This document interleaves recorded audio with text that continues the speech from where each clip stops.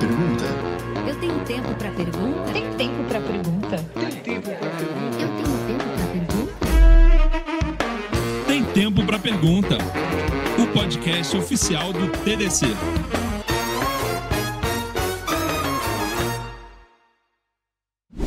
Fala, Data Hackers! Sejam muito bem-vindos a mais um episódio do nosso podcast, diretamente ao vivo em cores do TDC Summit AI aqui em São Paulo. Olha esse...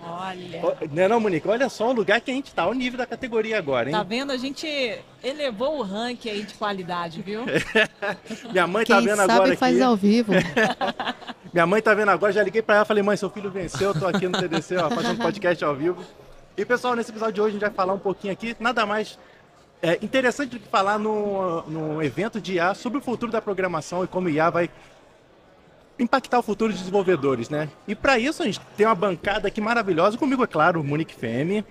Pessoal, vocês que estão acostumados de me ouvir a minha voz aqui agora ao vivo e cores no TDC, a gente está aqui para conversar com esses profissionais que vão contar pra gente qual vai ser o futuro da programação, né? Olha aí. Lembrando, né, Paulo, que essa discussão surgiu lá no Data Hackers News, né? Exato. Através da fala aí de um CEO super famoso, que a gente vai comentar aqui. Mas agora a gente quer saber com esses especialistas aí com relação à inteligência artificial e o que vai acontecer nesse futuro, né? Exatamente. Olha só, sem mais delongas, já vou apresentar essa bancada aqui que a gente trouxe, uma bancada de peso, pessoal. Olha só, com a gente aqui para começar tem a Andrea Longarini, que ela é professora de IA no Mackenzie e é Cloud Solution Architect na Microsoft. Como é que está, Andrea? Eu tô ótima. Obrigada pela oportunidade. É um prazer estar aqui falando com vocês hoje sobre esse tema que é muito importante. Vamos construir algo muito legal hoje, relevante, para a gente pensar no futuro. Exatamente. É isso aí.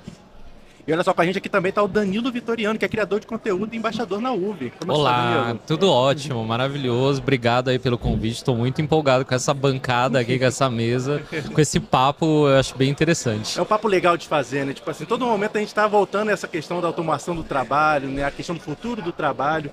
E acho que a gente vai falar um pouquinho aqui. No passado já teve outras ondas assim também, né? De automação, medo do futuro da profissão. Mas a gente vai falar aqui um pouquinho nesse papo de hoje.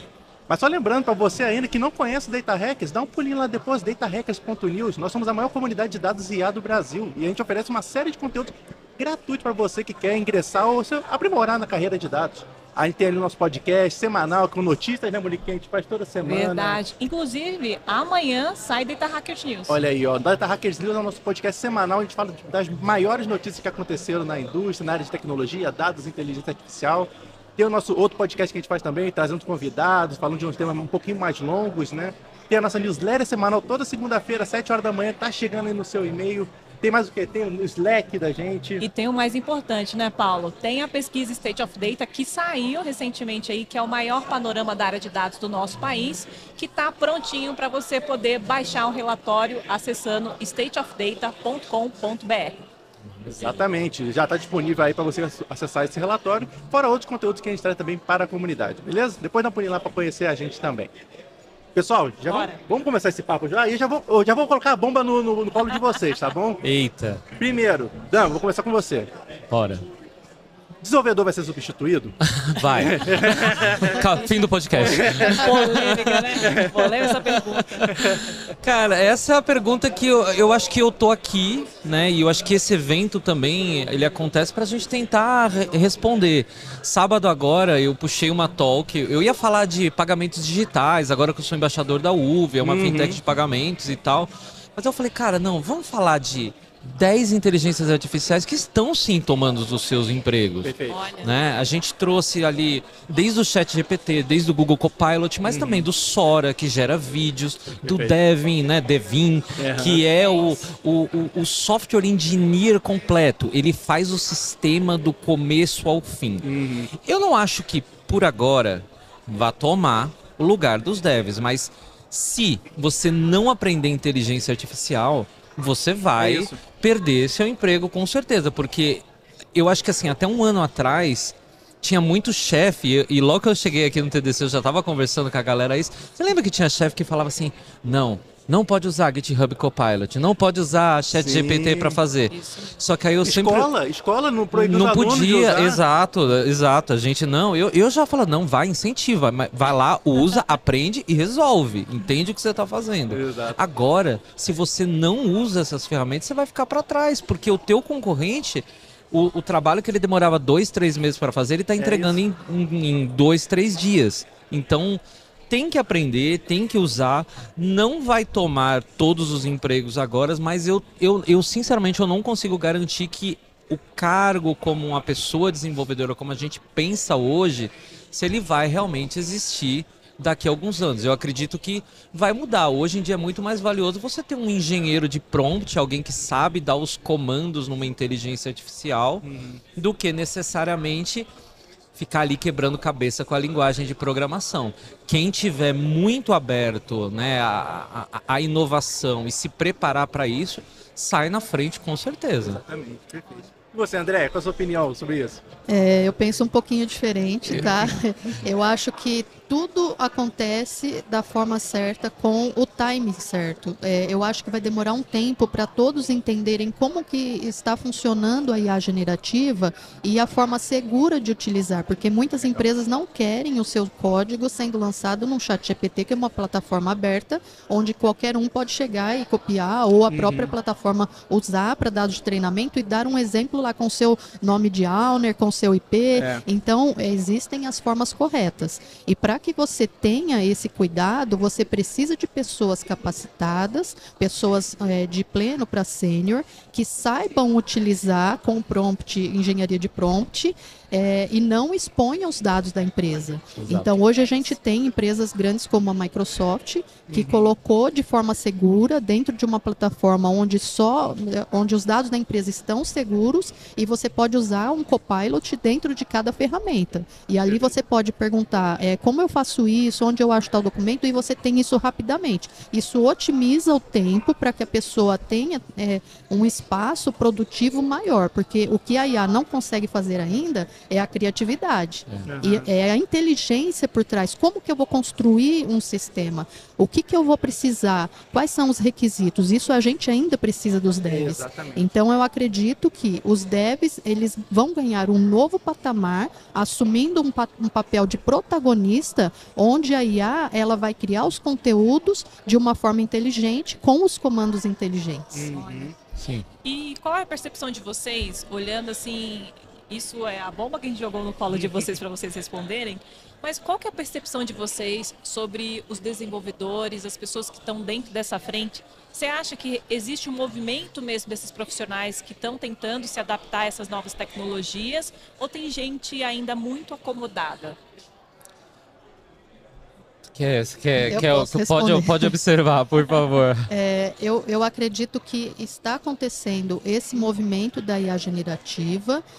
O boom já aconteceu, as pessoas estão alertas, estão começando a participar de treinamentos, de eventos, querendo ver POCs, querendo absorver esse conhecimento que, por enquanto, em algumas empresas é proibido usar esse tipo de ferramenta, justamente por causa da exposição. Sim. Eu acredito que vai haver ainda o momento das empresas terem essa maturidade de incorporar esses produtos que tornam seus dados mais protegidos, e aí sim as pessoas vão começar a ganhar espaço para utilizar no trabalho. Porque uma pessoa, um programador, ele pode usar lá de uma forma autônoma na casa dele, mas no trabalho ele está sendo impedido de usar, porque ele não pode expor. Eu trabalhava em uma consultoria que prestava serviço para o Banco do Brasil. Se colocasse coisas dentro do Copilot, dentro do ChatGPT, era errado, porque você vai lá colocar os seus dados o nome das tabelas, as coisas. Então não podia. Agora, eles já colocaram o Copilot e falaram, galera, agora aqui vocês podem brincar à vontade. Então, de certa forma, eu até entendi, eu até concordava em certo nível com as empresas que tinham esse medo no começo, sabe? Porque vocês vão lembrar quando saía a API do ChatGPT, não tinha um disclaimer falando assim, galera, a gente não vai usar o seu dado para treinar modelos e tudo mais. Depois que teve muito reclamação, o pessoal falou assim, eles começaram a botar lá no disclaimer. Avisar, né? Se você usa a API, a gente não usa o seu dado. Se você usa o ChatGPT, a gente pode usar o seu dado, mas tem um opt-out lá que você pode fazer. Né? Perfeito. Inclusive, né, Paulo, nesse último report do State of Data, né, a gente teve uma pergunta sobre Sim. AI generativa e se as empresas, se as pessoas utilizavam, e a gente teve ali um número gritante ali Muita gente. de pessoas que utilizam, mas que ainda são plataformas gratuitas, e só uma pequena fração que utiliza ali alguma solução de inteligência artificial Sim, sim. paga, né? Paga, exatamente. Tipo assim, se não me engano, eram mais 70%. O número atualizado, porque como eu fiz essa palestra semana passada, 92% dos desenvolvedores já utilizam algum tipo de inteligência artificial Olha. para código, né? Olha. E aí, trazendo esse contraponto para a visão aqui de se as pessoas estão acomodadas, eu acho que não. Eu acho que o dev é o que está menos acomodado. Ele está super preocupado, ele está realmente com medo de perder o emprego dele, porque já teve, né, uma série de layoffs e eu gosto de fazer essa provocação e assim, sem ser essa questão de países, eu não sei nem se a palavra que a gente usa é xenofobia, mas eu sempre falo assim, lembra que sempre tem um indiano. Sempre tem um indiano ou tem um chinês que se você aqui não está fazendo, lá na frente ele já está fazendo.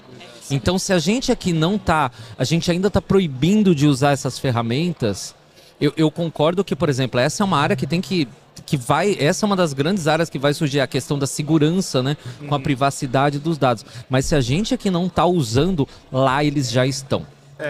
E a gente compete com essas empresas. Então, no mercado global, o Brasil produz software para o mundo inteiro.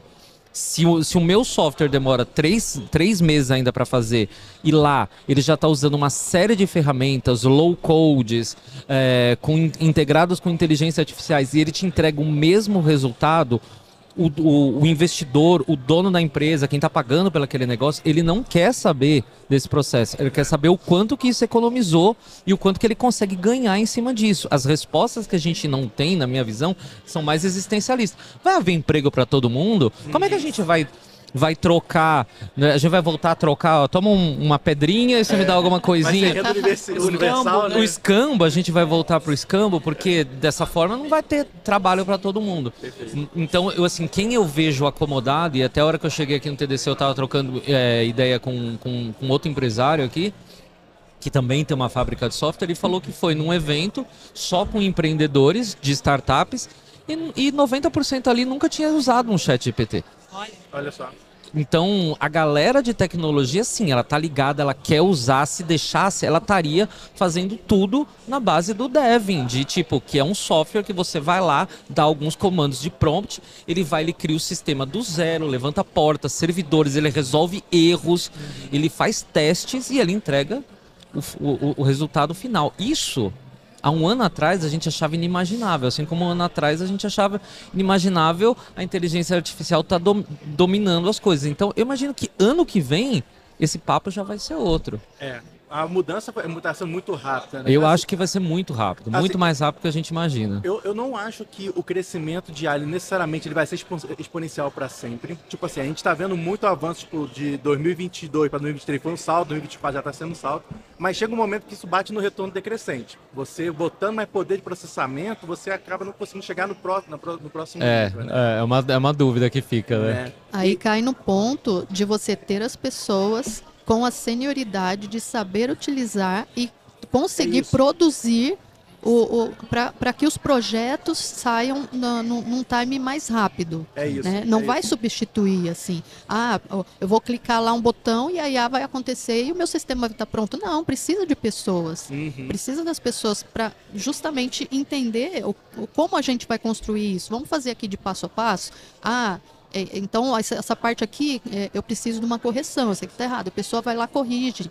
Tem que ter um olhar técnico para isso. Né? A gente não vai ser uma coisa totalmente independente. Exato. Eu ainda tenho as minhas... O Devin é uma ferramenta realmente absurda. O propósito dele é ser um engenheiro de software do começo ao fim. Ele resolve erros, ele resolve bugs. É descomunal o que essa ferramenta faz. E a gente está falando de uma ferramenta que foi apresentada para a gente há um mês atrás.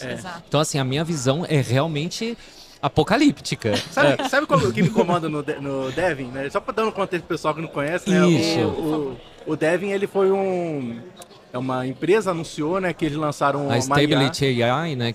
Não foi não é Foi Stability. Stability. a Cognition. Cognition Labs, Cognition. Isso. Eles criaram uma LLM que desenvolve software, né? O ponto diferente desse Copilot que a gente tem é que ele fala que ele faz de ponta a ponta. Então, ele fala assim, eu quero essa ideia, ele vai tentar implementar, se der erro ele vai tentar debugar sozinho e vai implementar. Isso. Sabe o que me incomoda no Dev? O site do Dev não foi feito pelo Dev. Cadê? Casa de Ferreira, espeta A de casa de pau, já ferreiro. dizia minha mãe. Nada é perfeito. Nada é perfeito. Mas é uma ferramenta extremamente poderosa, realmente, assim, choca ver o que aquilo ali, o que ele faz, Vou te porque, dizer, sei lá, ele resolve muita coisa, muita coisa. a minha opinião sobre esse tema todo, assim, sobre a automação do trabalho, eu tenho a seguinte visão.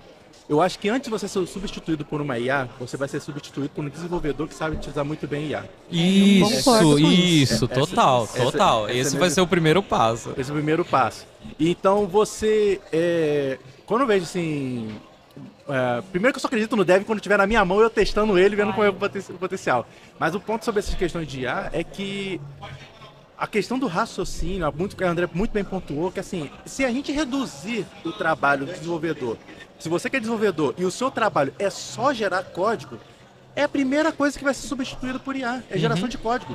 E com certeza acho que existe uma visão parecida que não é esse o maior valor que o desenvolvedor pode trazer. Trazer a visão estratégica, uma visão de produto, pensar no negócio, trazer o conhecimento de domínio dele. Isso ainda a IA eventualmente pode continuar começar a fazer, mas eu acho que não vai ser assim da noite pro dia, acho que vai ser uma coisa mais gradual, sabe? E acho que vai voltar muito a questão da educação, por exemplo. Você saber utilizar o Devin, vai ser um desenvolvedor monstro, né? Pra entregar ali. Ô, né? Paulo, fala aí que você tá chateado porque o Devin também não cria um cardzinho lá no Trello, lá no Gira. No né? dia que ele Confessa pra gente. Olha que eu acho que cria, hein? No dia Olha ele que eu colocar acho o que card cria. no Asana, participar das dele pra mim, aí eu... Mas boa, pessoal. Mas assim, esse papo surgiu muito também por conta de...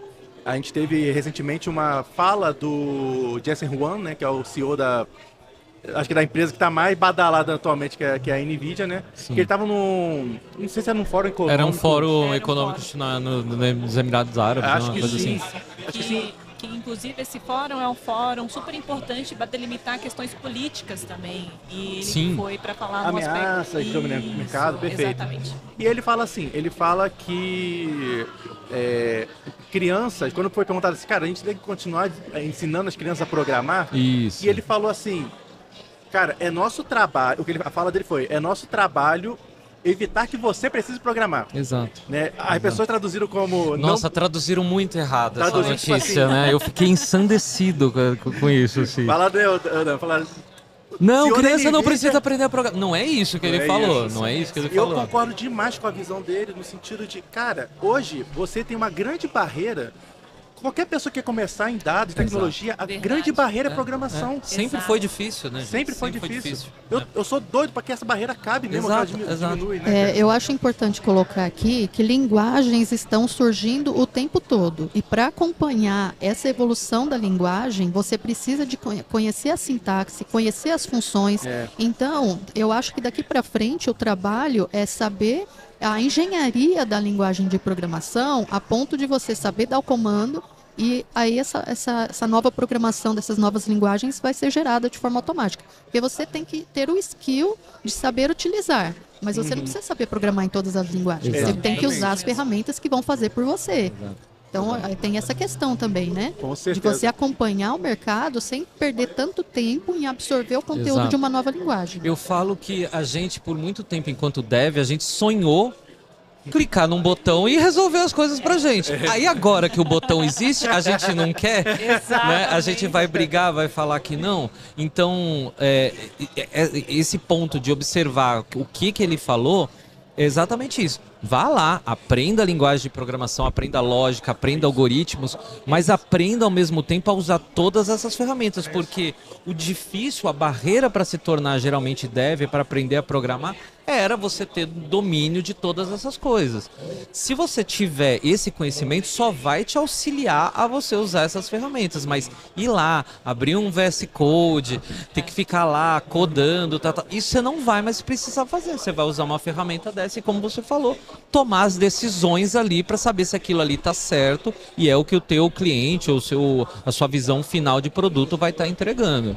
Vai ser muito mais fácil. E é importante vocês falarem isso, porque eu passei por isso. Então, há uns anos atrás, eu fiz análise de desenvolvimento de sistemas para aprender JavaScript, fazer um Hello World, né? Perfeito.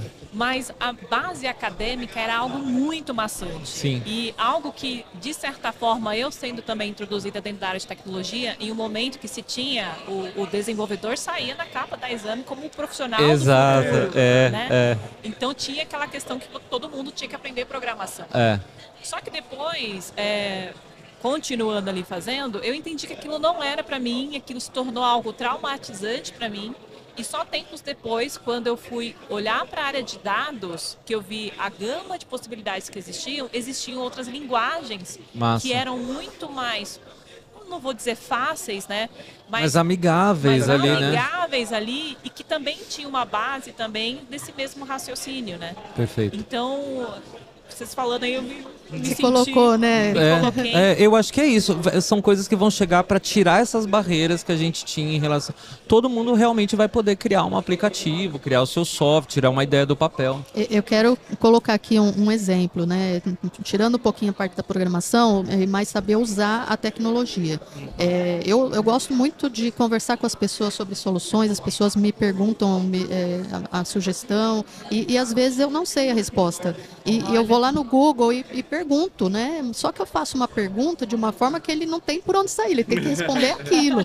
Aí eu, de forma rápida, mando a resposta para a pessoa, ela, nossa, resolveu meu problema, como é que você fez? Como que você perguntou? Exato. De que jeito que você perguntou? Porque eu já tinha pesquisado no prompt, Google. né? Esse é a engenharia de prompt, Exato. é saber a forma correta que você pergunta, Exato. porque nós temos uma deficiência na língua portuguesa, as pessoas falam muito de forma coloquial, elas não sabem formular uma frase de uma forma que traga na primeira resposta o que a gente procura. Então você precisa ter também a expertise, o skill da linguagem para saber perguntar da forma correta. Perfeito. Não basta só você ir lá e perguntar. Então, tirando um pouquinho aqui do Google, voltando para a ferramenta.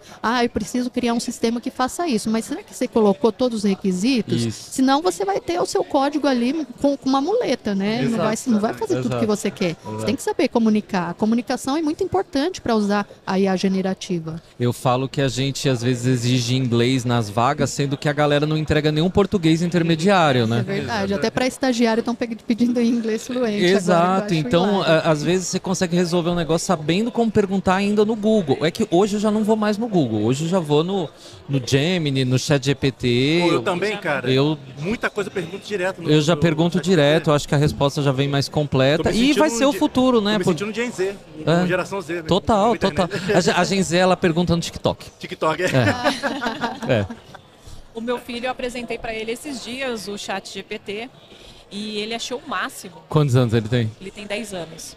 Já tá. E ele queria entender o que era, qual era a diferença do ChatGPT pro Google, Massa. porque hoje ele faz legal, as pesquisas deles pelo Google. E aí eu mostrei para ele foi pesquisar ali sobre aviões, que ele adora avião. E aí ele pegou e falou assim: mamãe, agora eu já sei, toda vez que minha professora me pedir um texto que eu tenho que copiar, eu vou vir aqui porque ele vem rapidinho. Acabou. É E isso. tem até uma ferramenta que deixa de uma forma humanizada as respostas que o ChatGPT traz, porque ele traz de uma forma muito robotizada, muito perfeita. Sim. Então vamos colocar aqui uma Botar o eu em humanização da português. resposta. Então. Tem bastante vezes que acontece. Você vê a pessoa falando um texto assim, você olha Tu pra... bate o olho e fala assim. ChatGPT é isso aí, né? Eu acho engraçado que a gente, como professor, às vezes a gente vai corrigir, a gente sabe que Você o aluno olha. copiou e colou do ChatGPT. Aí quando você encontra uma resposta diferente, fala, peraí, esse aqui fez num formato diferente. Aí você coloca no Wikipedia e a resposta vem. Então agora tá dividido, né? Um pouco Caramba. Wikipedia, um pouco ChatGPT. Ô, André, esse semestre eu comecei a dar aula também na PUC, né?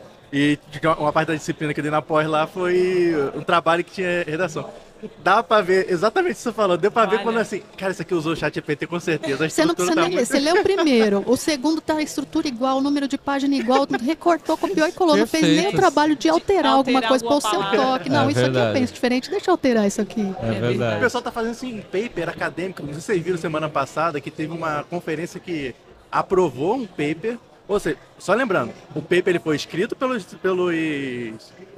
autores, foi revisado pelos pares e foi publicado pela publicação, e ninguém percebeu que, tipo assim, no abstract, no primeiro parágrafo ali, tinha aquela frase clássica de ChatGPT, as an assistant, Mentira! Putz, que gafo, gente. Aí vocês acham que o pessoal não vai usar na escola? O pessoal tá usando em pesquisa científica. No dia que começar a fazer revisão sistemática de literatura de forma perfeita, aí vai ficar preocupante, porque vai ter muito mestre e doutor aí que é tudo vai perder copilot. título. Muito bom, muito bom. E o prompt a gente engineer? coloca os nossos óculos escuros e só vai, né? Exatamente. Mas vocês falaram muito da questão do prompt engineer também, né, que realmente hoje ele... tem gente que acha que vai ser uma profissão, tem gente que acha que vai ser uma skill. Eu queria ver a visão de vocês também. Vocês acham que vai ter surgimento de uma profissão que vai ser algo nesse sentido? Eu ainda não tenho uma visão sobre isso, assim. Eu acho que eu acho que aí a gente fala que tem muita gente que fala que AI vai ser um hype, que daqui a pouco vai dar essa baixada, né? Então eu acho que vai ser mais um skill. É o que a gente tava falando. Você precisa entender dessas ferramentas para qualquer coisa. Às vezes você vai, sei lá, você pegar na padaria para pedir um pão, você vai ter que entender o prompt que você vai ter que dar para pedir o pão.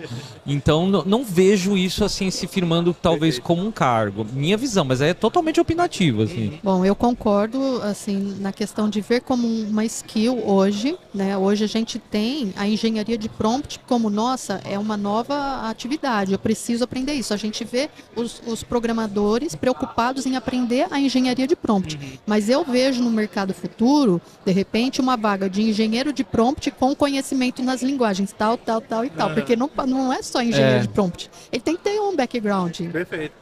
Eu acredito bastante nisso. Eu gosto dessa visão também. Assim, eu acho que a gente tá muito no começo da tecnologia. Né? E assim, eu acho que o prompt engineer, ele é um problema, na verdade.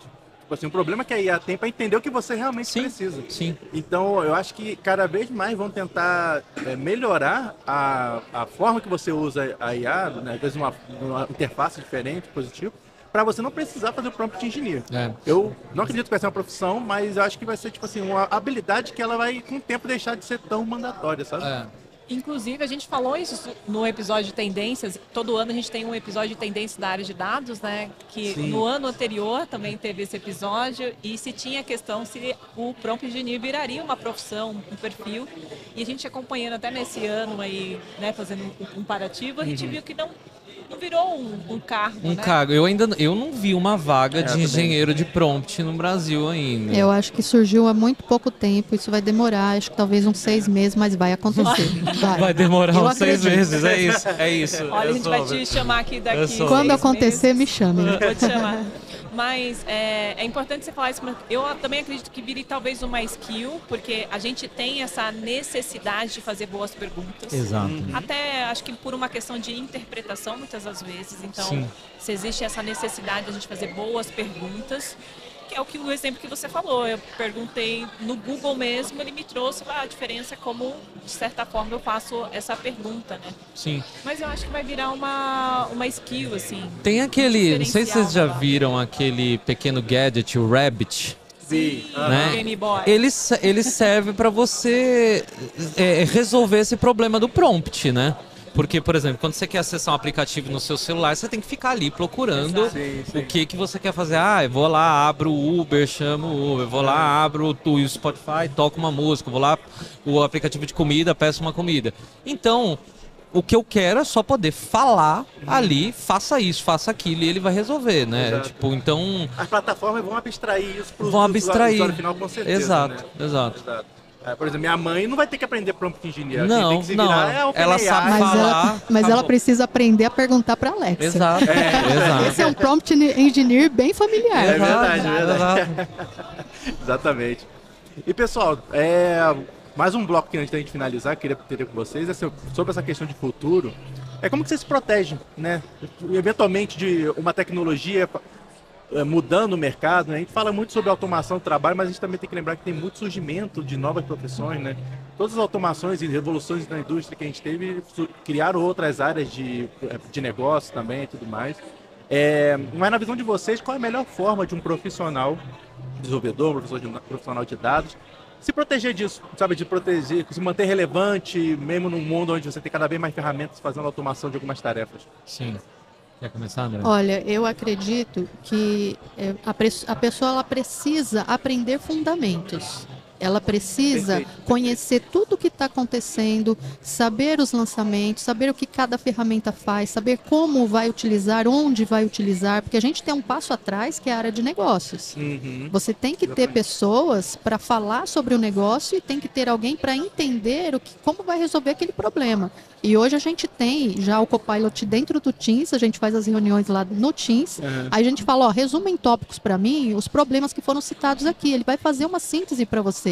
Então, até nessas reuniões de negócio a gente tem. Então, sabendo o que existe e como utilizar, sabendo também, tendo um background de fundamentos sobre como resolver os problemas, ajuda você a direcionar essa nova engenharia, essa nova IA generativa. Perfeito. Né? Porque é como eu volto um passo atrás. Eu duvido que um dia, somente com prompt, com poucos comandos, a gente vai criar sistemas. A gente precisa desse olhar, a gente precisa do fundamento, a gente precisa de uma pessoa que conhece a estrutura para até avaliar se aquilo ali está correto. Perfeito. Né? Então, eu acho Total. que a gente precisa buscar conhecimento das ferramentas e buscar fundamentos. Se você tiver o fundamento, se você tiver esse conhecimento, você vai ser uma pessoa requisitada. Porque uma pessoa que só sabe dar prompt de comando, ela vai ser uma geradora de código que a ferramenta já faz. E como é que eu vou validar isso? Como é que eu vou testar isso? Quem que vai verificar se isso aqui está fazendo o que eu realmente preciso? Então a gente precisa de uma pessoa com esse olhar. Perfeito. Concordo perfeitamente, e é a fala lá do CEO da NVIDIA. Você tem que aprender as ferramentas de IA, mas se você não entender o que está rolando ali por trás, você vai ser um profissional aquém no mercado, né?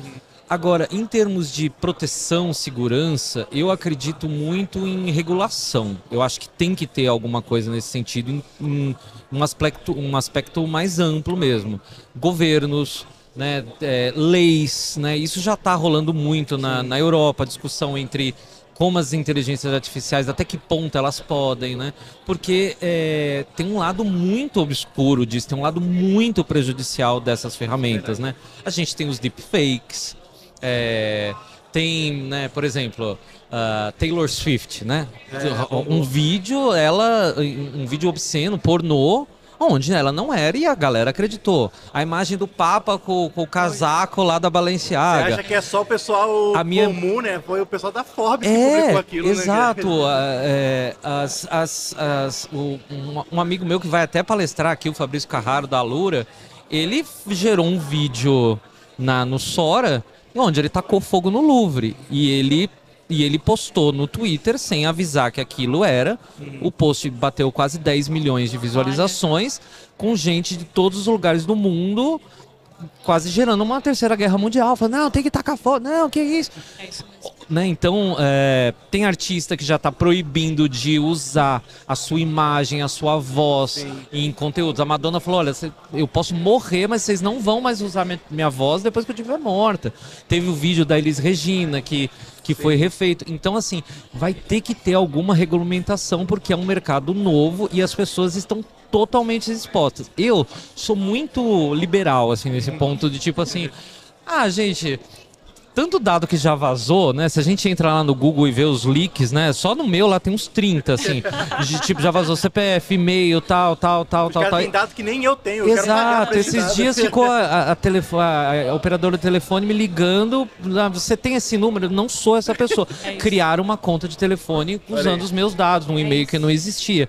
Eu ficava assim, gente, o que a gente vai se preocupar? Deve ter aí nudes meus vazados na internet, porque só que chegou num ponto que as pessoas podem ser presas, apedrejadas, por causa de um negócio que ela não cometeu, né?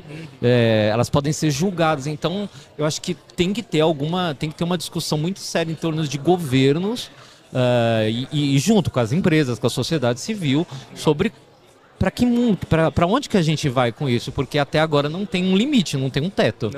E acho que uma coisa importante também, que cabe a nós também, como ser humano, uma vez que a gente gere uma imagem com inteligência artificial, ou até mesmo um texto de inteligência artificial, comunicar que aquele texto não está sendo Você tem que ser honesto, né? O YouTube, por exemplo, não é uma coisa fantástica assim do que ele fez, mas já é um primeiro passo do que outras plataformas também podem fazer, que é a questão ali de ele... Põe a marca d'água.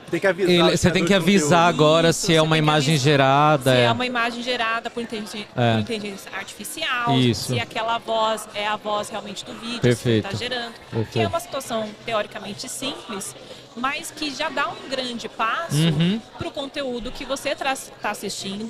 E que muitas das vezes nós que também trabalhamos na tecnologia, às vezes é difícil identificar se aquilo realmente a olho nu, se realmente é uma inteligência artificial ou não, né? A pergunta que paira agora no momento é se o vídeo da princesa Kate, ele é uma inteligência artificial, o dela falando, as pessoas estão questionando. A Nina da Hora vai estar aqui palestrando e ela postou hoje nos stories dela que ela está recebendo essas perguntas. Porque teve a foto que ela assumiu que foi fake, né? As agências depois fizeram um picture kill, mas agora a galera tá achando que o vídeo onde ela fala que tá com câncer também foi um vídeo gerado por inteligência artificial, que não é ela.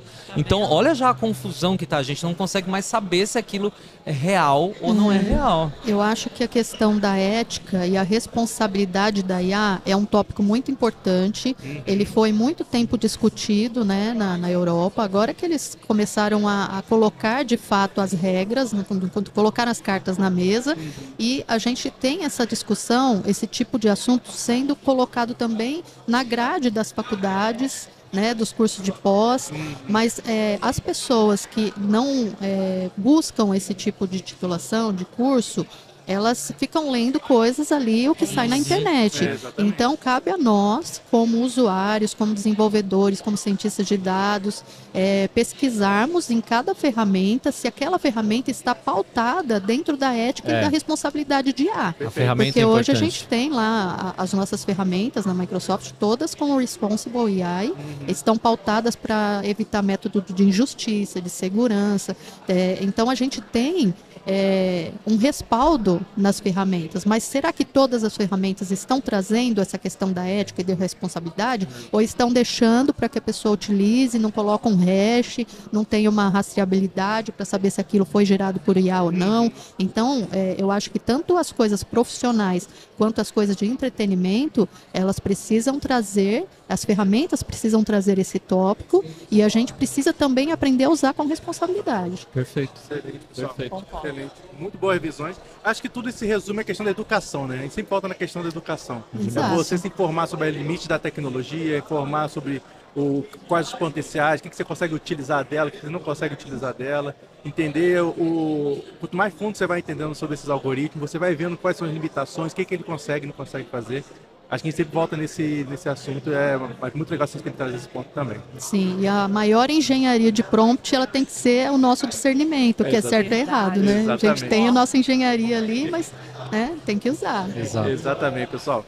Pessoal, a gente vai se encaminhando agora para o final do nosso episódio aqui. Gente, primeiro agradecer a presença de vocês aqui. Valeu, obrigado. Agradeço. E Danilo, onde o pessoal te encontra aí nas redes sociais, aí nas interwebs? Bom, eu tô no YouTube, no Twitter, no LinkedIn, no TikTok e no Instagram. Caraca. Em qualquer lugar é MySpace, @Danvi... Orkut. Mas esses eu tive que matar já.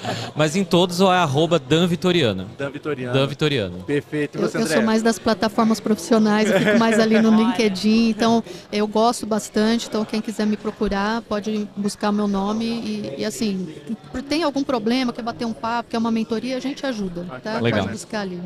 É isso aí, pessoal. Muito obrigado pela presença de vocês. Depois dá um pulinho lá no datahackers.news para você conhecer mais um pouquinho da comunidade e fazer parte aqui desse grande grupo que a gente está criando aqui no Brasil de dados, profissionais, entusiastas, para conhecer mais e se educar também no mundo da inteligência artificial. Beleza? A gente se vê por aí. Valeu! Obrigada, pessoal. Até mais.